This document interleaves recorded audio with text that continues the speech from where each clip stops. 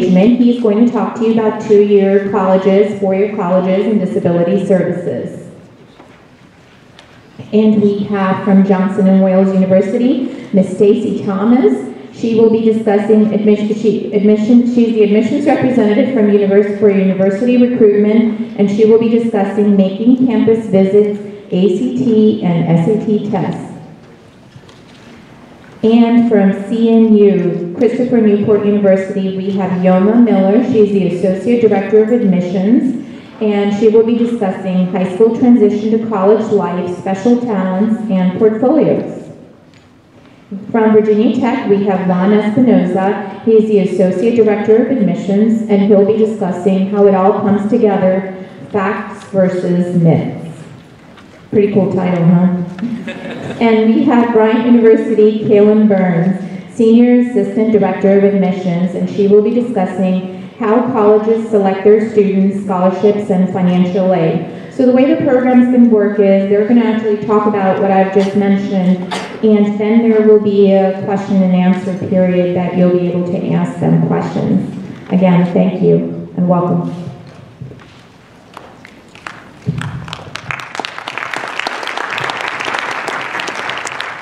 All right, everyone. Well, hello again. My name is Brandon Guillory, and like they said, I'm from Louisiana State University. So I'm a regional counselor that lives here in the Virginia area. I'm very excited to be speaking with you all today. And so today, or this evening rather, we'll be talking about a number of different topics, and I'd like to start with kind of the introductory, where do we even begin, right? So looking at different factors with colleges and how to narrow your list down, and really exploring how every university is different. So, in my opinion, junior year is the absolute best time to start exploring colleges. I know many of you have probably already done so already and are on top of your lists and making visits, which is an excellent way an excellent place to be. And so, when thinking about what the next year and a half of your life is going to look like, I can tell you just, it might be a little complicated at times, you might be a little overwhelmed, but at the end of the day, you're making an incredibly exciting decision, and so you should try and enjoy this time as much as you can as well, because there's a lot of joy coming from exploring the colleges and what the opportunities are that lie ahead of you.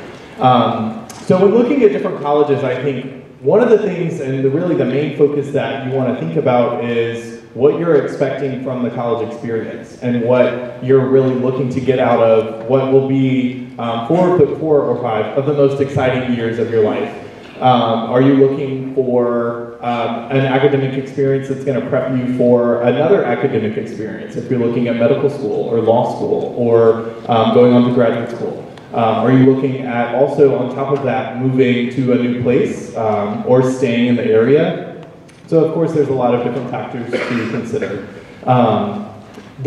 A good place to start, in my opinion, is to kind of survey yourself and see if you know what specifically you're interested in studying, because that is going to give you at least a starting point to start looking. There tends to be, I think, 2 different kinds of students: those who know exactly what they want to study and have always known from the time that they were little what they want to grow up to be. And then there are those like me who had no clue what they wanted to study and went to college kind of a little lost, but that's okay, right? So if you are the student who is very aware of the program that you're interested in, then that's where you can start. It's finding the schools that offer that program. Obviously that would be an excellent choice for you, and really getting to understand the schools at that point. If you are a student who is not sure, my first piece of advice to you is to know that that is completely okay. This is a very exploratory time right now, and so it's perfectly okay and natural not to know what you want to spend the rest of your life doing at this point, because that is part of the college experience, I think, is also figuring that out. So take it from the person that changed the major 4 times, you have time.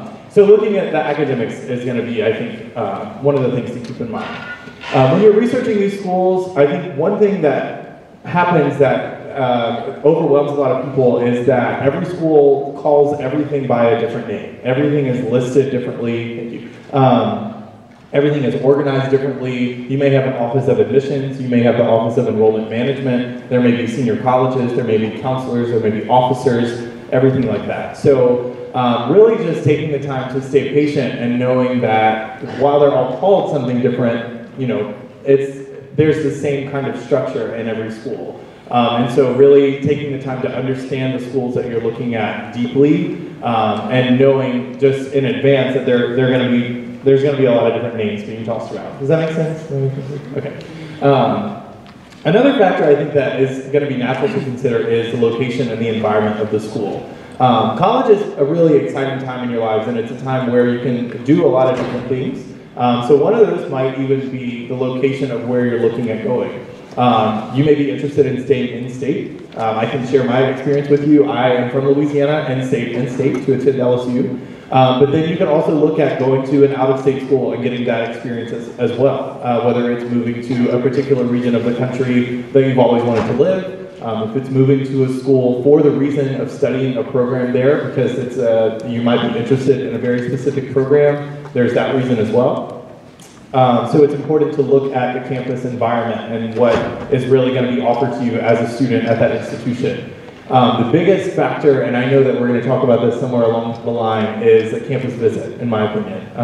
When you are researching your schools, you can get a lot of information from the websites and from the admissions counselors, but there is nothing like a campus visit, and I can tell you that right now. Even growing up in Louisiana, I grew up on LSU. You know, I watched the football games every Saturday, thought I knew everything there was to know about the university. But until I took my official visit and showed that demonstrated interest in the school, that's when I really got to know the academic side of everything and what LSU could provide to me as a student and how that would advance my career. So I can't tell you, and I can't stress enough the importance of visiting campuses and doing so now. This is the perfect time to do it because your senior year, you're going to have a lot going on. There's graduation, there's the actual act of applying to colleges, and that is an experience in and of itself. And so use this time to actively explore those universities that you're interested in. Of course, a huge factor that everyone will consider is cost. And financial aid, I think. And so it's important to remember that with cost comes the different types of financial aid available at each institution. My theory behind it is don't ever let the cost stop you from researching a school. You know, don't let that be the first block that happens. If you're interested in going to a school, you should start researching it because with cost comes the different types of scholarships, loans, grants, work study opportunities, a lot of opportunities that can help to offset the cost. And so in your research, that's going to be really probably more for parents. But one of the things that you're going to be looking at a lot is what is it going to cost? What is the difference between in and out of state? And then what opportunities are there to help me to not only pay for that cost, but to continue staying there for 4 years. So I think those are really in my opinion, and I know I'm being very broad right now, and I want to give everyone else the time to speak and you know, answer your questions, of course, but looking at the academic programs that are offered, again, if you're that student that doesn't really know, maybe choosing a university that has a lot of different options to choose from. You know, I was able to change my major 4 times and bounce all over campus because I attended a university that had that option. Whereas if you know what you want to study and you want to go to a smaller school and get that experience as well, then that's perfect. And I want you to know what you want to do because that's great. But looking at that, looking at location and the campus environment, and then also looking at cost. The next thing that you're really going to be noticing is that every university has an application process that is very unique to that university. Even the ones that are most similar, again, call each piece of their application process by a different name. And so once you have really done your exploratory research and have found your top schools that you would like to seriously consider in the application process, really understanding the application process and the admissions process is something that I can't stress enough.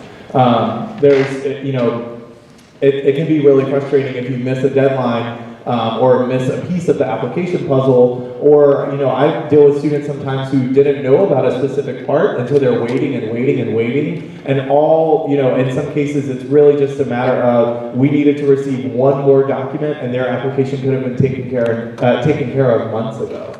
And so I think understanding what is being expected from that specific institution is going to help you a lot in the long run. talking about some different terms that you will see as you're looking at different schools. Application processes vary by their process, of course, but early decision and early action are going to be two terms that you hear quite a bit in your application process. So when you're applying, if you're applying early decision, that is kind of like a binding contract. You know, the application process tends to be a little earlier. And then if you are accepted with early decision, that is that binding contract that's stating that you are going to attend that institution. So if you apply early decision, you need to be aware of the fact that when you're accepted there, that's going to be where you're going. A lot of other institutions have what's called early action. Early action is the non-binding side.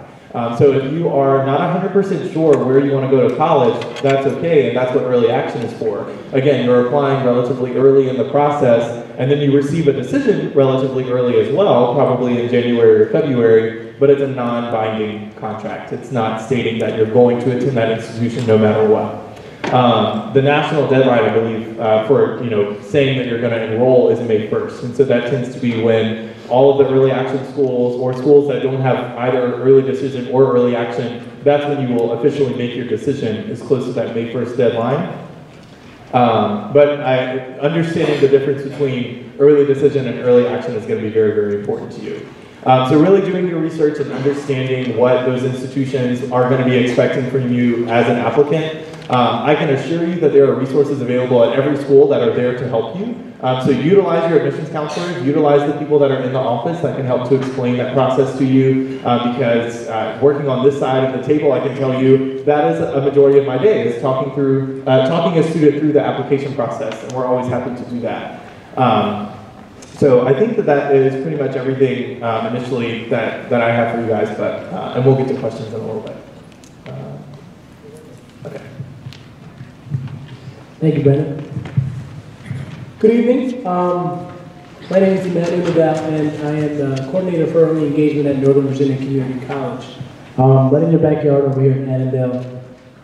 I'm really happy to see so many parents and especially so many students here taking early kind of action and taking control of your futures to learn about the different processes. So I'm here to talk to you about a growing option for a lot of Lake Braddock students and a lot of Fairfax County students, which is the community college option. And attending a college for 2 years and then transferring on to a 4-year school, college or university. Excuse me. So we talk about the main reasons why students choose to attend community college. There are 3 main reasons that I've seen our students at Nova, why they attended Nova. Number 1 is affordability, which is a big deal for a lot of parents and students.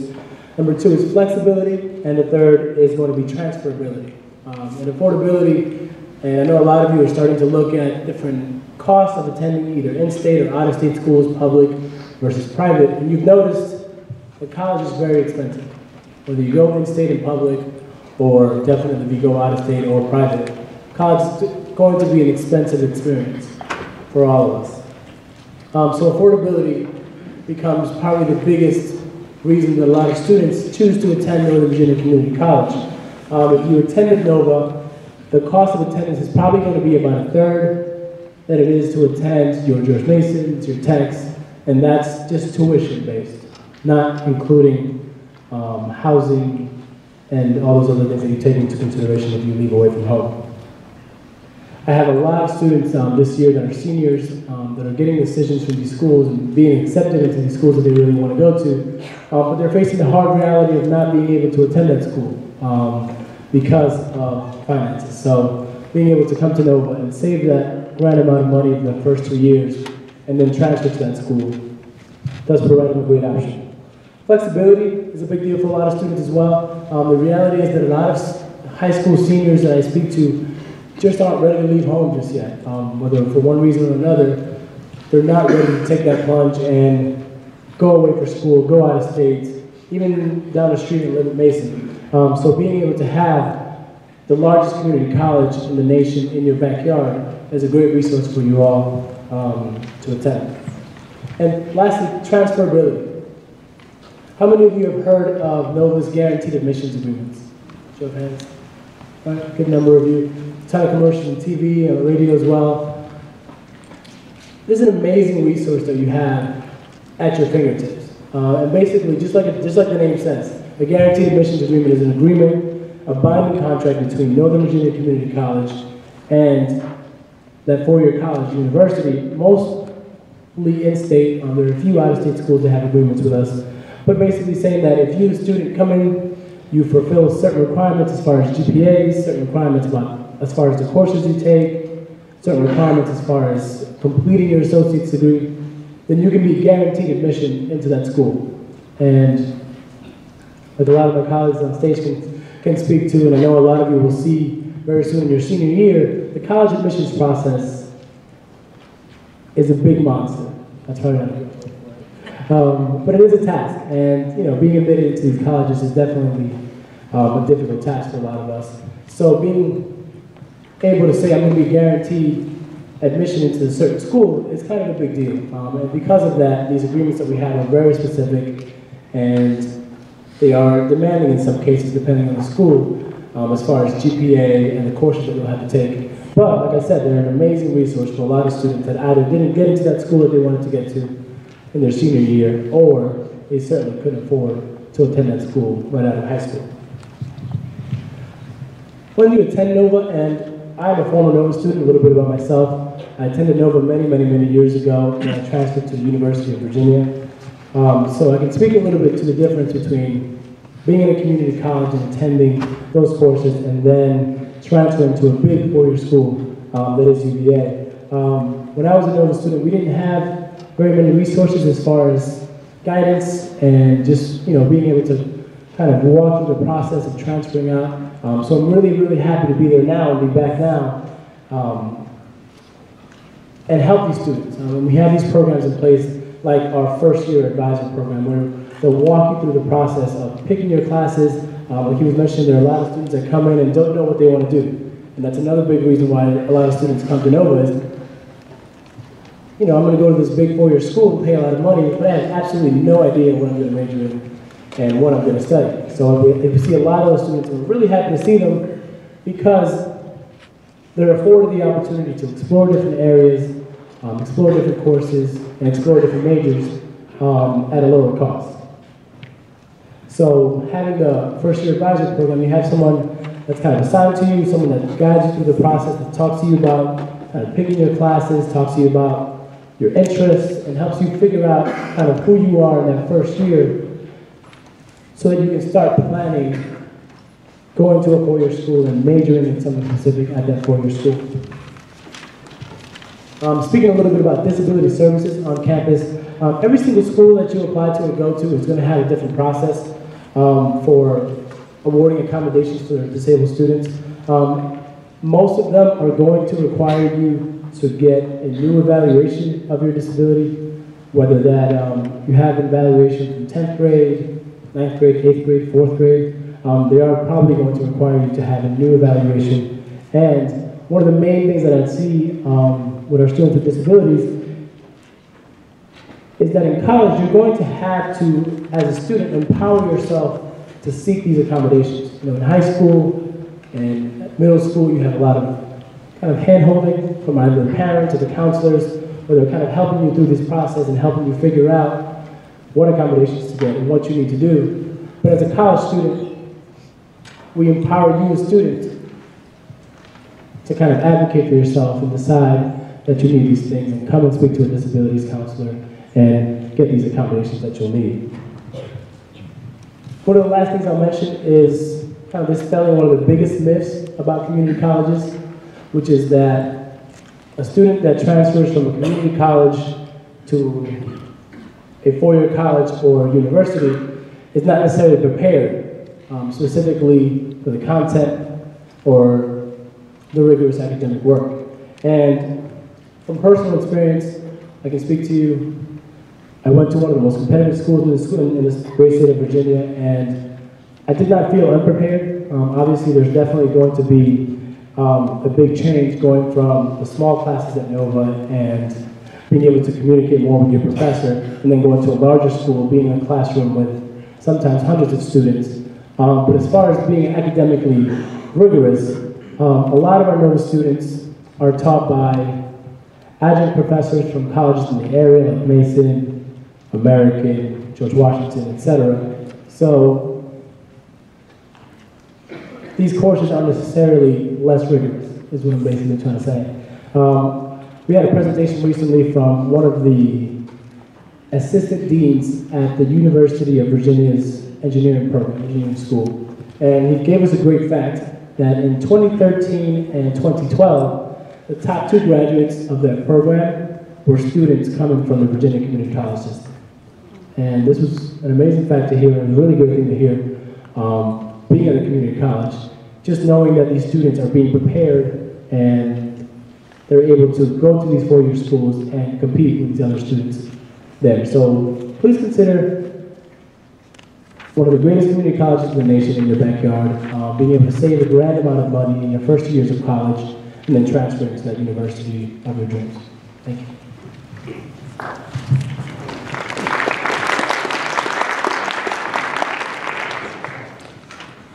Hi, I'm Stacy Thomas. I'm with Johnson & Wales University, and I will also, in full disclosure, say that I have a junior who's going through this process, so everything that I'm saying tonight, I think my child is tired of hearing me say.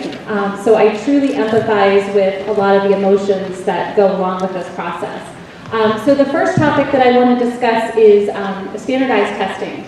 So back when I went to college, and maybe some of the parents in the room might be able to relate, there was the ACT and the SAT. And when we went to college, the ACT was for West Coast schools and the SAT was for East Coast schools.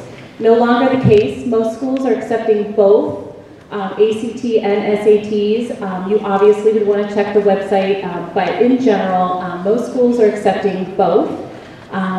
So let's talk about the differences between the SAT and the ACT. The ACT is an achievement test. It is measuring what you have learned in school, okay? The SAT is an aptitude test. It is measuring your reasoning and verbal abilities, okay? So they're 2 very different tests by design. The ACT has up to 5 components. So for the ACT, you'll have reading, math, English, science, and the optional writing test. Okay, and then on the SAT, there's just the 3 components, the mathematics, the verbal, and the writing. In terms of scoring on the ACT, your score is based on the number of correct answers with no penalties for guessing. That is very different than how the ACT is structured. You are penalized for the wrong answers, so guessing is discouraged. And the reason I bring that up is because it is very important to know the playbook on these tests. Okay, you have to go into this eyes wide open. If you're taking the ACT, it's okay to guess. If you're taking the SAT, you need to be a little more calculated with your guessing. The ACT, when you get your score back with an ACT, you will get a composite score. That score is a 1 to a 32. And that score, when you send it to a college, is just that. It's a composite score. It's not going to show how you did on the math versus the science versus the English. Okay, it's 1 score.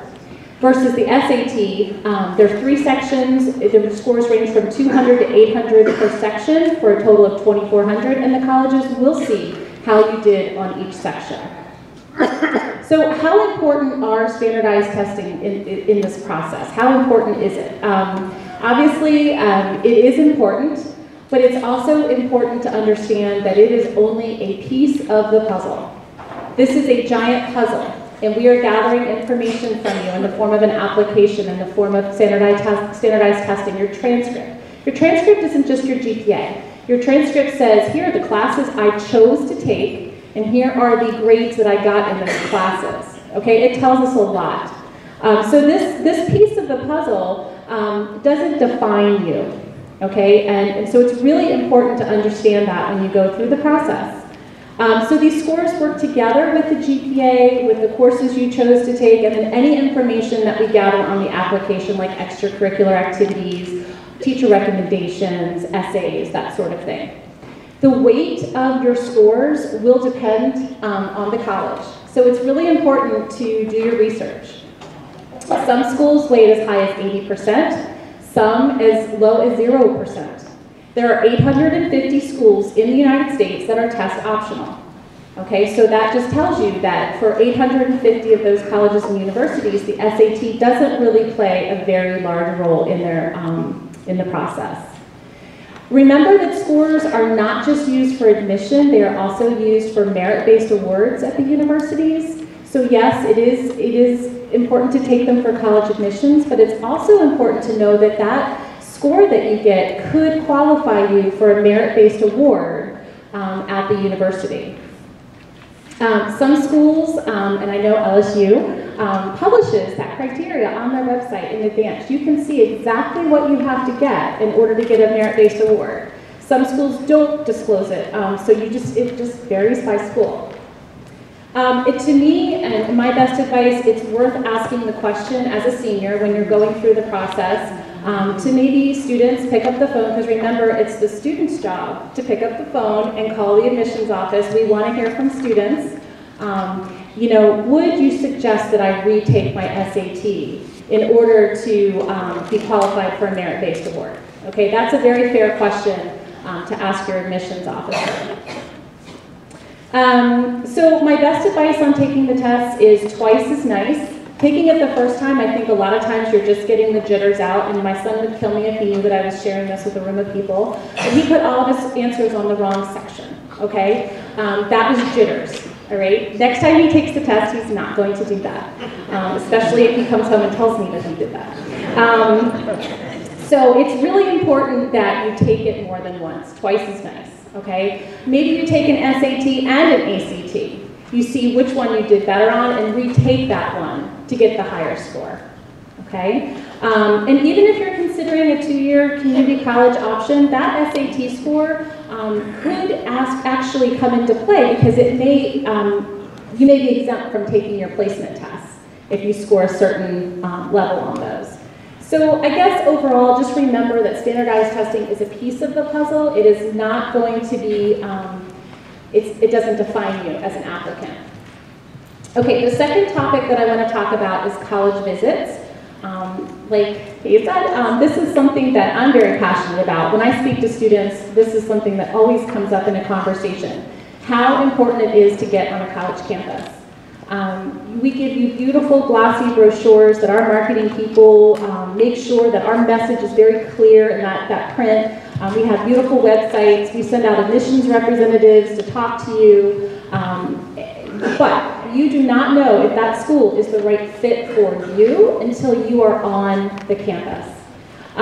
There are a couple different ways to visit campuses. Right now, in your junior year, this is a great time to do more of an informal type visit. Even if you're on your way somewhere for spring break or summer vacation and you see the name of a college that you're considering on the side of 95 or 81, it's okay to pull off and drive through and take a look at the campus. And maybe if you're really organized, you take a tour, okay, a 9 o'clock or 1 o'clock tour.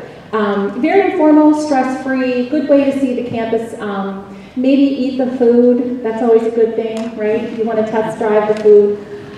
Your senior year, you're going to get a little more formal with the process.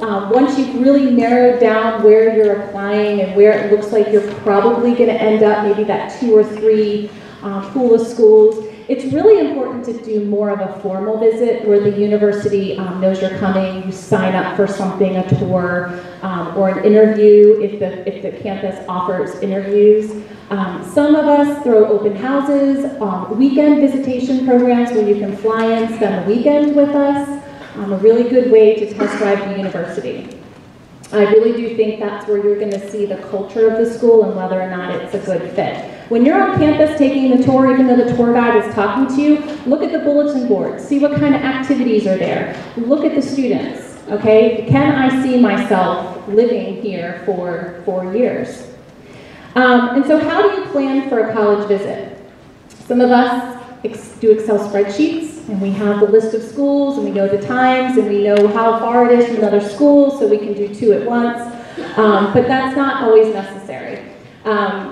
Just know, does the school require a reservation? A lot of schools want to know that you're coming. They want to know that you were there, because that is called demonstrated interest. You are showing an interest in that university, and you never know when that could work in your favor in the application process.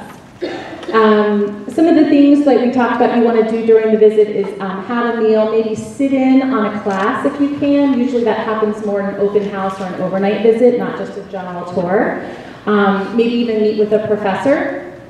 If they offer interviews, definitely take advantage of that opportunity. It's a great way for the university to get to know you. So my best advice regarding college visits. As you go through the search process, I think, in my mind, this is going to be your home. This is your home away from home. And so that home really has to be comfortable. It has to meet your basic needs, like, you know, the food that you're going to eat and the room you're going to live in. But it also has to be a place where you're going to be confident and you feel like you have an environment where not only can you kind of get to know yourself, but you can be a contributor to the community that you're living in. And that's where that fit and comfort comes in. College visits can be really beneficial when it comes time to write the college essay. If one of the essay questions on the application asks you to connect with the university, having been there and being able to write about that, maybe something you saw or a person that you met, that allows you to write a more powerful essay. It's kind of hard to write that essay and really connect with the university if you have not been there. Remember that college, when you do, I said this already, but it's worth saying again, is when you do visit us, it shows that you're interested. Some colleges will pay attention to that more than others, but know that some colleges really do pay attention to that. And then finally, I leave you with a quote. This is a quote from Brian Rosenberg. He's the president of Macalester College, and this was published in the New York Times, and I kept this on my desk when I was working in a high school setting, and it says, "Few people would even consider buying a house or a car sight unseen. Selecting a college is a financial decision of comparable or greater weight and a life decision of far more consequence." So that is my bada boom for why I think it is really important to get on college campuses.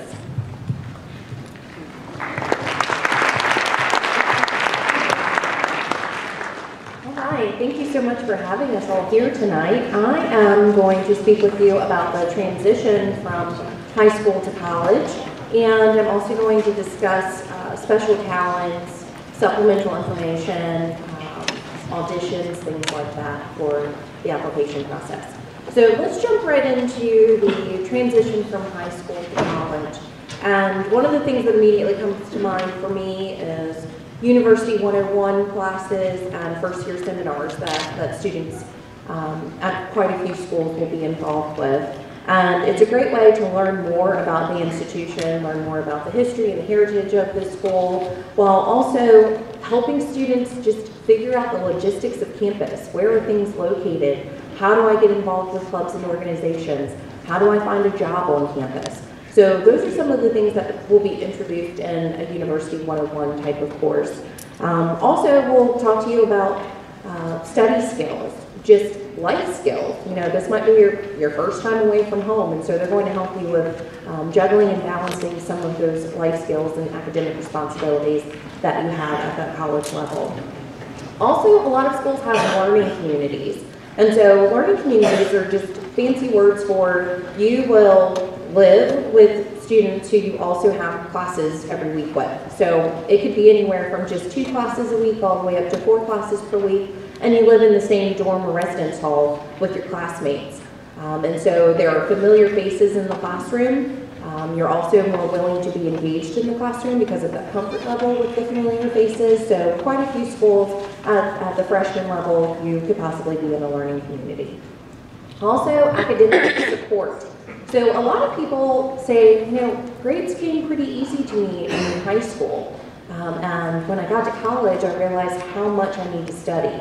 The reality is we spend about 40% of your time in the classroom in college.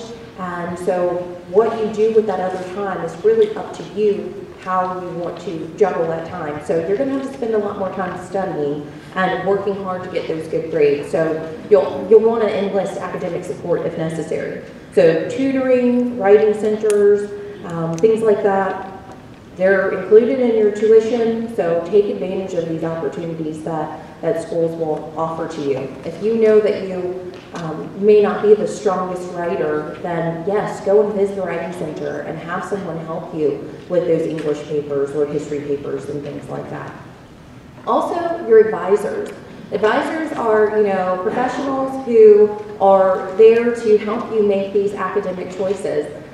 As Brandon said, he wasn't sure what he wanted to do when he first got to LSU, and an academic advisor can really help you navigate through the college catalog and also making decisions on what types of coursework suit you and maybe lead to an ultimate major for you.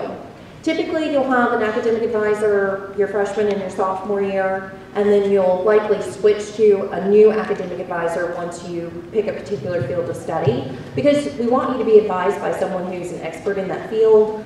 We also want you to be advised by someone who has great connections and networking for the internships and things like that. So definitely get to know your advisor. They will become a huge influence in your life, and especially when you start getting into your major, your advisor, they can really become mentors in your life because they are experts in that particular field that you aspire to be a part of. So that's important. And then get involved with the campus community. So don't go to your boyfriend's college every weekend. Don't come home every weekend. You need to acclimate to the university that you've chosen to attend. So really just get involved, maybe think about Greek life. So when you become eligible to be in a sorority or fraternity, then start exploring things like that. Maybe you're going to play sports, maybe you're going to be a part of a spirit group on campus, a faith-based organization, work a part-time job. Mom and dad like that, they're involved on campus and they're getting a little paycheck, so think about that. Those are ways that you really become a part of the campus community and start to contribute to your campus community. I also mentioned part-time jobs. Try to get an on-campus job, because at the end of the day, more likely that if you have an on-campus job and you need to rearrange your schedule because something's going on academically, an on-campus job is going to be more flexible than the grocery store down the street or the movie theater down the street, because their priority is not that you're a student first. At the college or university, yes, the priority is that your academics come first. So definitely try to get an on-campus job if possible. And also student government. So if you want to be a trailblazer and you want to demonstrate leadership qualities and things like that, then think about student government on your campus. So as far as moving on to special talents and portfolios, like we've been saying tonight, this is really one of those where you're going to check with each individual institution about how they go about auditioning, whether it's for music or auditioning for theater. Maybe you might have to send in a portfolio for an art program. You'll want to check with each individual institution about that. When do auditions take place, when and where? Also, certain musical compositions are a lot of time requirements of auditions, maybe a particular monologue for a theater audition. So those are the types of things that you're going to want to research. Art portfolios, they might want to see the breadth of your art ability, so there might be some particular requirements there as well. So check with each individual school.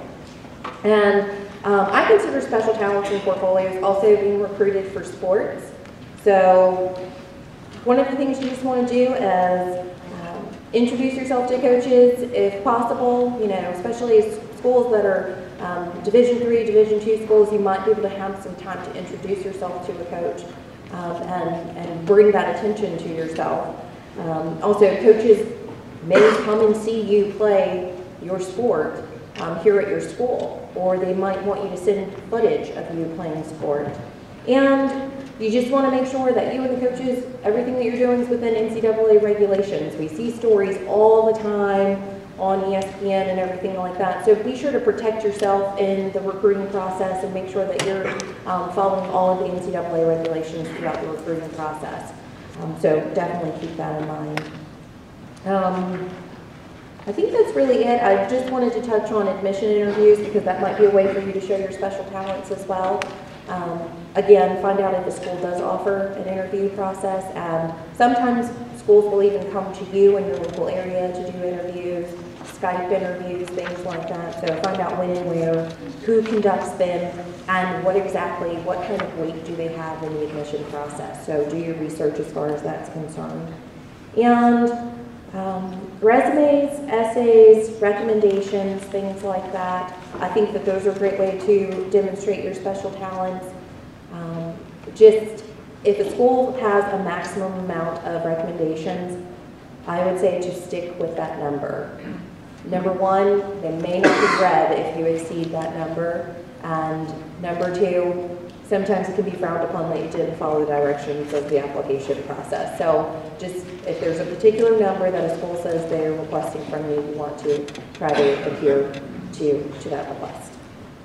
And I think that's it for me.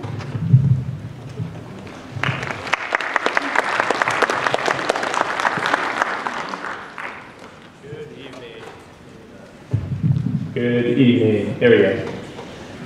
I'm going to talk to you a little bit this evening about facts and myths. I'm going to give you one big fact. Everything is going to work out. Why are you laughing? Everything is going to work out. Who's overwhelmed right now? Yeah, okay. Who's nervous about this process? Right, look around. See? Who's scared? All right. You're all lying to me. You're all scared. I have proof of this. So we do lots of these panels, and I was invited to one last year, so it's been about a year. It was in here, in Fairfax County. It wasn't this particular school, but it was another school. And I was invited for this day program to give a very similar presentation like we're doing this evening. But they did something special. They might do it here too, I'm not aware of it. But they did a survey for all the students that were there.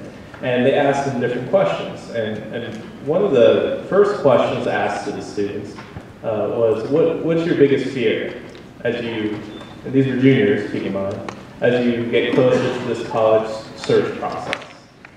And they gave me about a 40-page report while I was waiting to put my remarks together on what all the students said. And there were several questions, but that was the main one that really caught my eye. And I've been doing admissions, to give you some background, for about 10 years. And I thought I knew how everybody felt about this process, but I was still surprised when I read those answers. And there were some common themes. But it surprised me, because one of the most common answers that students were giving was the following: I'm afraid of letting my mom and dad down during this process, or some form of that. I'm afraid of disappointing my family by not getting into a good school. A good school, what does that mean? Everybody uses that term, right? We need to get into a good school. Who decides what's a good school? Is it U.S. News Report? I hope not. Is it any of those other organizations that are ranking based on biased methodologies? I hope not. Who defines what a good school is, right? And I'm going through all this, and I've been working with parents for the same amount of time. And I'm curious, if I gave the same survey to parents, how they would respond to it. Because I know that many parents have that same fear. I'm afraid of letting my child down if they don't get into a good school. I'm afraid of letting my kid down if I can't afford to get them into their top school of choice. There's so many fears in this process. And it's becoming overwhelming. It's adding so much stress, not only to parents, but also to students. And you need to realize it, because it's getting out of hand. It's getting out of hand. It's too much for everybody involved. And a lot of it is fueled by myths and misconceptions. It really does not need to be as stressful as it is. It really does not need to be this stressful, because it's not. If you ask the right questions, if you get the right information, you'll be surprised how straightforward this process is. It's not that bad. All right. So let's focus on some of these myths out there. All right. Let's start with GPA. And I know that the next speaker is going to talk a little bit about how colleges select, so I don't want to steal their thunder, but let's talk about that term GPA. Let's touch on it a little bit already. We don't care what your GPA is. GPA is meaningless. We care about your grades. All right? We don't care about your GPA. There are so many different weight systems out there by different schools. There are still some schools that are in that traditional setup. But when a student tells me that they're a 4.0, that tells me absolutely nothing. Parents, help me out. What did 4.0 mean back in your day? You hear that, students? One answer. What does 4.0 mean today? Exactly. No answer. Depends. Depends where you're coming from. There are some schools, again, as I just mentioned, that are still under that traditional format, that parents that you saw, where there's no weight given. So nobody has above 4.0. Grade distribution's really tough, to where A's are really hard to earn. They're not a common thing that you'll see on report cards. Then there's a growing number of schools, and Braddock falls among them. It's a majority. They do add weight. You're seeing 1 additional point for AP or IB, half a point for honors. But then there's a growing segment out there that's gone way off the deep end. I've seen as much as 2.5 additional points for taking an AP course, and 1.25 points for simply taking the honors added to the GPA. Right? So when a student comes up and they say, oh, I have a 4.0, it doesn't tell me anything. I'm like, well, let's talk about your grades. What are your grades like? And I want to spend some time on this because this really causes a lot of bad things to happen. What happens is students start self-selecting themselves out of the application process for certain schools because they're focusing on this average GPA. When in reality, if they ask the right questions, they'll realize that not only are they competitive, but they probably would get into that school if you move away from the GPA. Don't rely on that number. I understand your whole life has revolved around that up to this point, but when you're applying to different schools, they're not going to be focusing on it. It's just not a reliable or fair way to evaluate a student. There's too many scales out there, so please be aware of that. Another myth I want to talk about, involvement, clubs, organizations. I'll never forget, I was sitting down with a student, this was about 3 years ago, and this was at Virginia Tech, so in my office. And they had a list of at least 100 different questions, all right, written down on a pad in front of them. And I love that, you know, I'm happy to sit down with students, talk about, you know, what questions they had. And we got to the point on the application where they're asking questions about involvement. And they said, what type of involvement would you like to see on an application? I was like, well, I don't know, what do you like to do? And he was like, well, what do you want me to like? And I was just like, that's weird. What do you enjoy? What do you want me to enjoy? And it's just like, all right, we got to stop this conversation. You got to choose clubs and organizations that you're truly interested in. All right, and this isn't just a domestic issue that we see here in the United States. You actually see it abroad as well. I oversee international admissions at Virginia Tech. We get a lot of applicants from China. And there's this common thing you'll see over there that every year, if there's a student from China that got into Harvard or Yale, they'll examine their academic record, clubs, organizations, and they'll always find one thing. They're like, all right, this one was in the debate club. And the following year, you'll see every applicant from China in the debate club. And I actually had an opportunity to visit China in December. And it's great because you're walking down these hallways and they have group organization photos. So there's like 10 people in the French club. And you come up to debate and there's 500 people in that club. Because for that year, they think that's what they need to be involved in.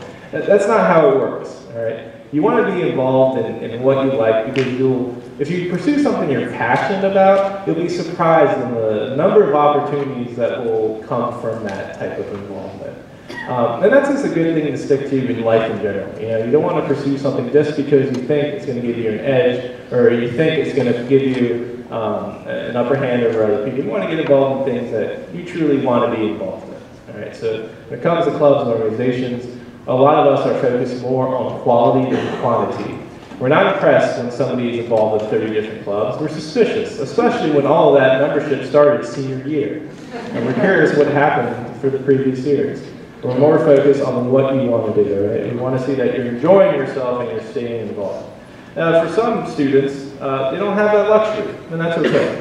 What I mean by they don't have that luxury is And they might be supporting their family, and they might be doing a job instead. You know, there are some students that are doing a full-time job and going to school. I was one of those students going through high school.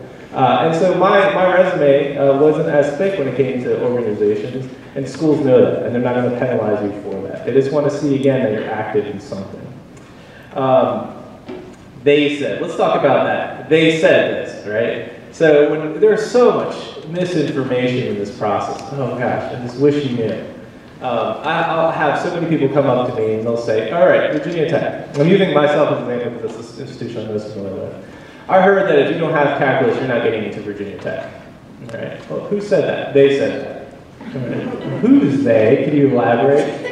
Oh, this is my friend. Oh, does your friend work at Virginia Tech? No. Does your friend go to Virginia Tech? No. Who is your friend? I don't know. They said this, so I figured it was true. And it's true if you want engineering, you do need calculus to be competitive. But if you want to pursue one of our liberal arts programs or one of our business programs, it's not required. You know, there's so much misinformation. And this is where it gets tricky. Because you want to go to people you trust, so friends, family members, and this is more parents than students, because you've relied on those resources prior to this point, and they've been pretty accurate and pretty helpful. But when it comes to the college search process, every college is going to do things a little bit differently. And so the best resource to get the correct information in this process is to really rely on the school itself and your counseling staff here. Because that's their job, to be familiar with the hundreds, thousands of universities and institutions, and be familiar with what you need to have to be competitive. So you need to approach them and listen to them. And parents, this is you too, not the students, but parents, you need to listen to them. They're not wrong. All right. Now, there's always going to be some cases where, you know, there might be a little bit of confusion, but for the most part, they're right on because it is their job to know this type of information. Judy Edwards, a great resource here on campus, not just your guidance counselor, but Judy. Judy has known me since I've been doing admissions. All right. So she not only has my office line, she has my cell phone. All right. So if she doesn't find me at work, she'll call me at home.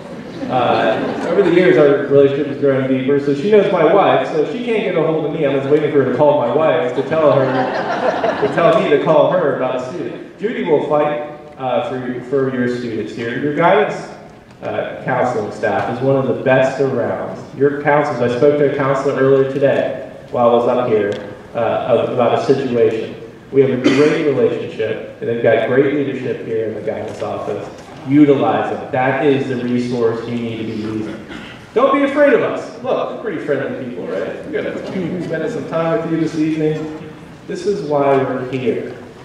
All right, we're not just meant to be decision makers for applications. And for the most part, we all read applications and do make decisions. We're not meant to be gatekeepers. We're meant to be a resource. All right? We're not just recruiting for our school. We want to make sure we're finding a good fit, not only for our school, but for you.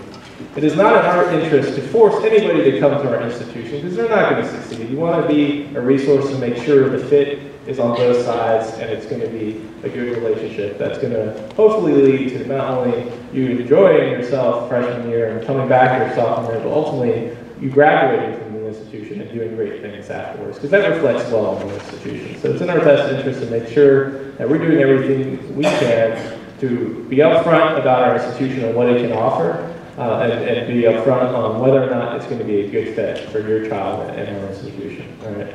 So utilize us. And we really do try. A lot of us do high school visits. I did a visit here to Lake Braddock earlier in the fall. I made myself available. Did about an hour info session. I talked step by step about how I review the application. And I try to be as accessible as possible. In fact, at the end of my info session, I'll give my direct line to the students. I will give them my direct line. Has anyone ever called Virginia Tech before? We have a machine. I hate it, but we need to have it. We have such high call volume. So I called myself once. It took about 10 minutes to get transferred to myself. So I don't want my students to go through that, so I give them my direct line so they can avoid that. How many students And I read about 2,000 applications. I reviewed for a lot of Northern Virginia, about half of Fairfax County, all of Arlington, all of Alexandria, and the District of Columbia. That comes out to about 2,000 applications. So I give my direct line after every info session. How many students do you think call me? Less than 10. Yep, you got it. Whoever said that. It's less than 10. This year, after doing all those visits, did over 40, I think it was about 45 high school visits. I've had less than 10 phone calls made to me. All right. Why? I don't know why, but people are afraid of me, I think.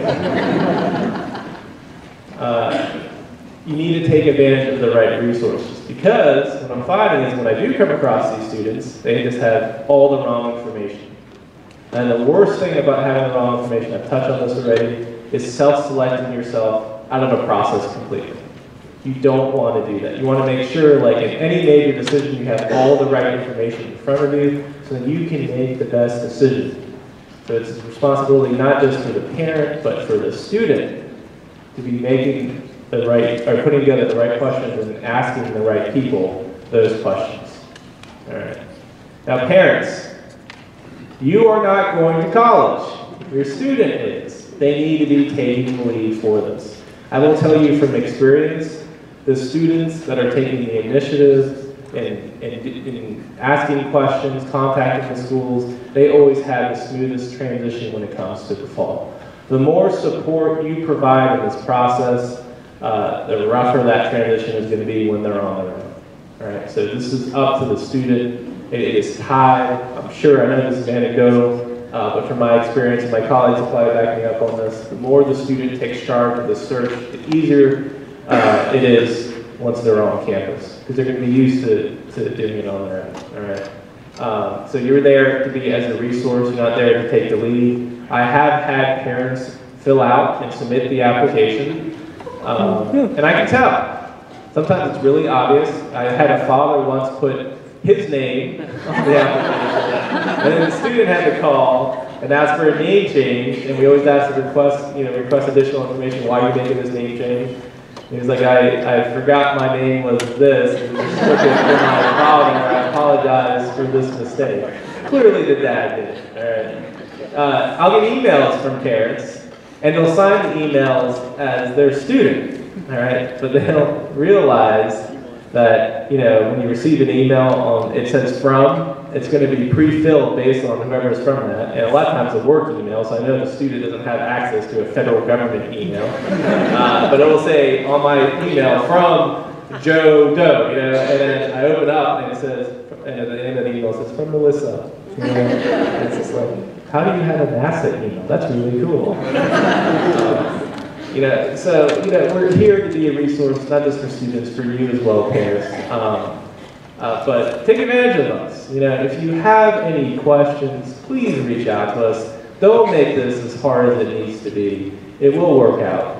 It will work out. Now, parents, I'm going to do something for you, and I did this last year, and it worked out okay. I'm going to give you my direct line, and I want to be a resource for you. So don't feel like you're not interested in Virginia Tech. You can't call me. No, I'll still take your phone call. If you have questions, if you hear something fishy, it doesn't sound right, give Juan a call. All right? I'm going to give you my direct line. Don't abuse this. All right, students, you can write this down. If you missed my session or you weren't able to make it because of class, you can write down my info as well. All right. So this is my direct line. As I explained to you earlier, this bypasses all of our machines, goes straight to my desk. People don't believe me, but when they call this line, I just want to say, Virginia Tech Admissions, this is Juan, and they're like, whoa, it's Juan. Yes, it's me, hence direct line, it goes straight to me, all right? I'm trusting you. This is more for students than parents, but parents, I don't know. I'm trusting you. Don't abuse this. Don't prank Juan. It makes Juan sad. I don't want to pick up the phone and hear heavy breathing or some other weird stuff. I want to hear a question. Can I trust you all? All right. My direct line for everybody in this room is 540-231-3195. That's 540-231-3195. How many people do you think are going to call me? If you're freaking out about something really doesn't sound right, give me a ring. Now, I'm not going to be a good resource for these other institutions, obviously, but if there's a general misconception that this doesn't sound right, I'd be happy to talk to you about it and work through it. But you guys have good instincts too, and so look at things critically. Parents do too, and no, if something doesn't sound right, something sounds off, it probably is. All right, it will work out. I want everybody to say it with me. It's going to work out. All right. Have a good evening, guys.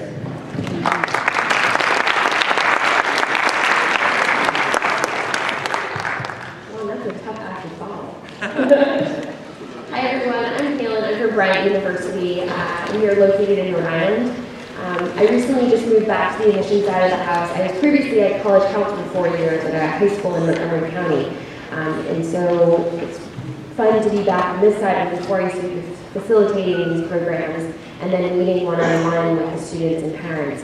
To echo Juan's sentiments, you are all going to go to school.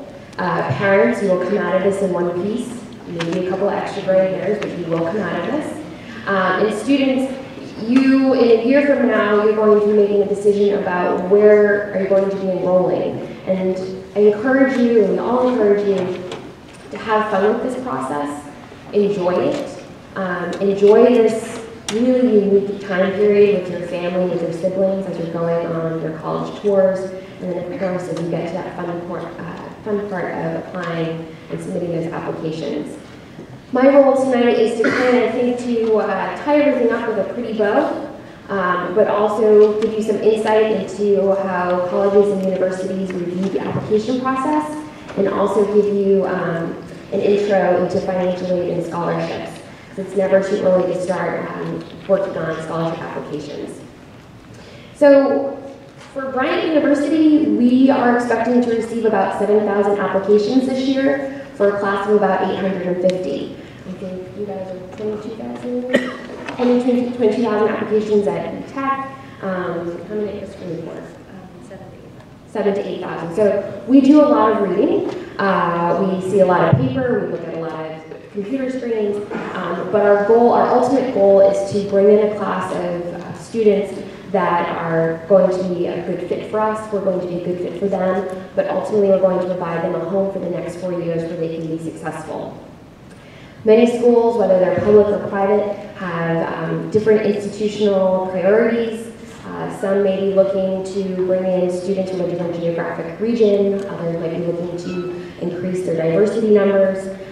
So these are things that you may want to keep in mind as you're sitting down with your admission counselor. You know, what type of class are you looking to bring in? How competitive is your class? You'll start to hear terms thrown around, your admission rate, your yield rate. That admission rate is going to tell you how competitive an institution is and how what type of academic profile they may be looking for.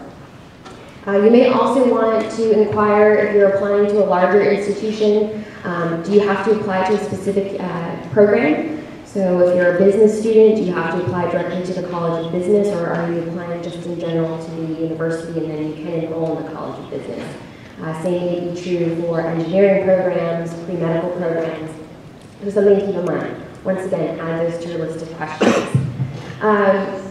As you're starting this process and you're meeting with your counselor, you may want to get an idea of what type of student you are academically. What is your GPA and what does that mean? What do your grades look like? What is your transcript going to look like? When we're reviewing applications at Bryant, we recalculate a student's GPA to put everybody on the same playing field. So we're pulling out those core classes, your maths, your English, foreign language, social science, and we're converting them to a 4.0 scale. So kind of you may want to ask your counselor, what does my school GPA look like, and how might it look like if an institution you're applying to is going to recalculate it? Some schools, as Stacey touched upon, with SAT and ACT, that testing component can be a large piece in the application process, or it could be a very small piece. Speaking from Bryant's perspective, we are a test optional institution. So you may apply to us and submit your test scores, and we will consider that in your process. Or you may say, my GPA and my high school transcript are a better representation of me. I'm not going to submit my test scores. and I will submit some additional essays. And so it's all looking at what's going to be the best fit for you when you're looking at the type of schools you want to apply to. We really want to look and see the type of classes you've taken over the last 4 years. This is going to be really important. I know that you're sitting down right now and you're selecting your senior classes. This is not the time to take basket weaving 101. Maintain that English, a senior year English, ideally a senior year math. If I can get a pre-calc or a stats class, that would be great. If you're going into a 4th year of a foreign language and you're thinking you might want to do something with global studies or international business, consider maintaining that 4th year of a foreign language. If you are really into humanities, maybe an additional social science class or a psychology course. So really, you want your senior year classes to challenge you, but to also maintain that strength that you've been progressing towards since freshman year. Sure, if you want to take a film studies class or something like that, absolutely. But think about maintaining that level of competitiveness. How many are in your senior class? Do you know? How big is your class? How big? 650. Okay, so 650. So there's, from Lake Braddock alone, there's going to be 650 students applying to thousands of different schools. You want to be able to stand out in those applicant pools, and by taking a rigorous coursework for senior year. Many of you might have started hearing about an essay. I personally enjoy reading essays.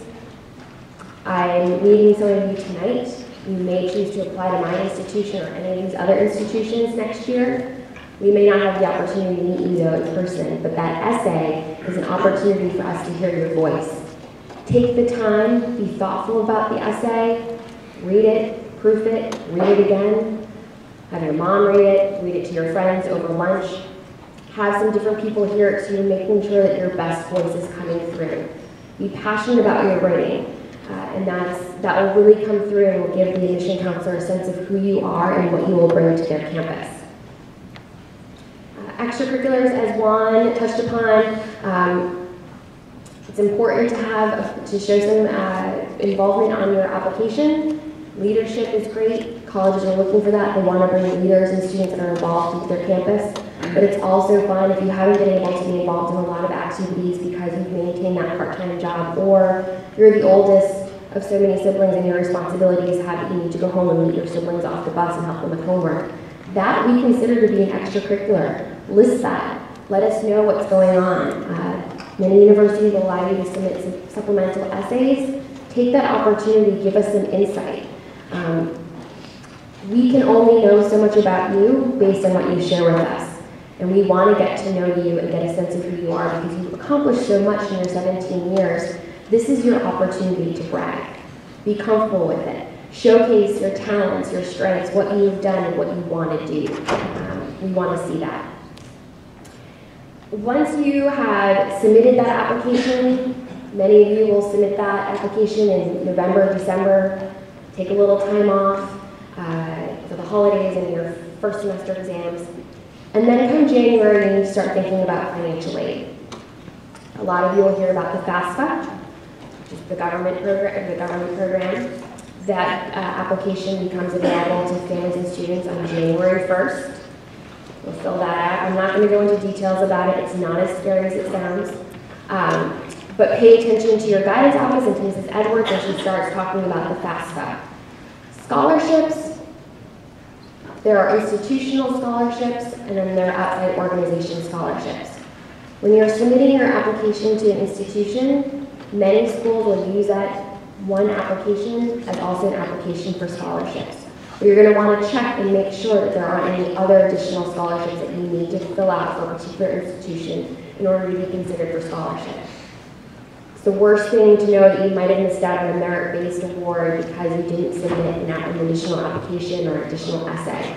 So make sure that when you're applying to a school and you're considering a school, you know all the deadlines, you know that and you're aware of all the necessary forms that you need to submit for your school. I used to guide my students in creating a giant calendar that would overtake the family fridge for those couple of months during senior year. Plot out, Virginia Tech's going to be orange, Christopher Newport's going to be blue, and mark out every deadline that's due for that particular application process, and list out any documents that may be needed. For some students, it might be as simple as a notebook, or getting a file folder and kind of making a tab for each school, but be aware of what is necessary for each school that you're considering. Scholarships, like I said, can be institutional. They can be awarded based on your academic achievement, so on your GPA, your grades, your SAT scores. They can be awarded to you based on your leadership and extracurricular involvement. There can also be additional scholarships that are awarded through different academic departments and alumni organizations. But you shouldn't rely solely on the college or university scholarship pool. Start looking outside. Think a little bit outside the box. There are major organizations and corporations that award national scholarships: Target, Coca-Cola, Chick-fil-A. If you're up in the Northeast, Dunkin' Donuts. The Red Sox even do scholarships. You might want to see if the Nationals or the Caps have a scholarship program. If you're an Eagle Scout or Girl Scout, if you're involved in any religious organizations, if you're a CYO kid, start looking around. Google, if you are for instance, if you're of Italian-American descent, Google that. There are scholarships out there for you. But never, ever, ever pay for a scholarship search or pay to have someone complete a scholarship application for you. Same goes for the FAFSA. There are plenty of companies out there that will charge you $85 to complete the FAFSA for you. Please do not fall victim to that. Only use the FAFSA that falls under the .edu.gov address.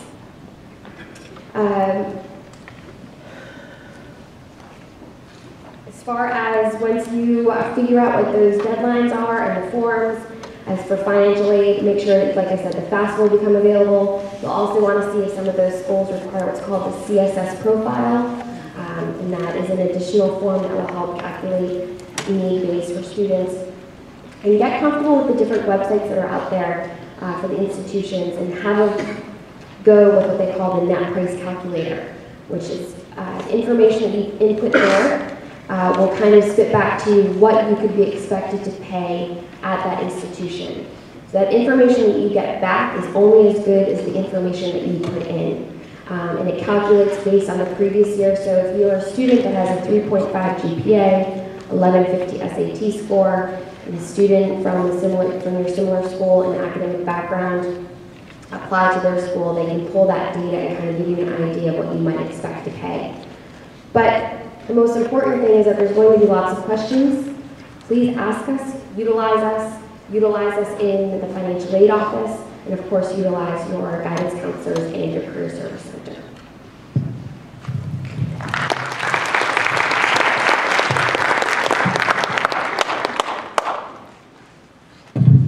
First of all, I want to thank this outstanding panel. We had to rearrange, and Kayla actually flew in from Rhode Island and was concerned if she was going to get back there because they have a little bit of extra stuff on the ground there. So I want to sincerely thank all of them for coming to serve tonight. We are going to